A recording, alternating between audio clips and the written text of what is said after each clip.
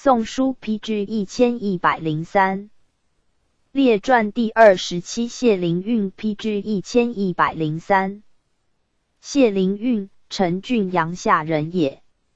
祖玄，晋车骑将军。父患，生儿不讳，为秘书郎，早亡。灵运又变隐物，玄甚异之，谓亲之曰：“我乃生患纳的生灵运。”灵运少好学，博览群书，文章之美，将佐末代。从书混特，之爱之，袭封康乐公，食邑3000户，以国公力，除员外散其事。郎，不久，为郎协王大司马行参军，性奢豪，车服先例，衣裳器物多改旧制，是共宗之，咸称谢康乐也。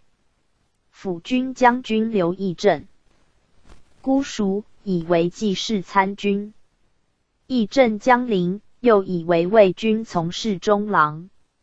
义服朱高祖版为太尉参军，入为秘书丞，作事免。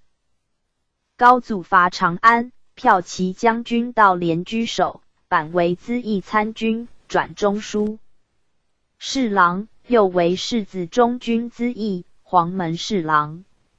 奉使慰劳高祖于彭城，作传真赋。其序曰：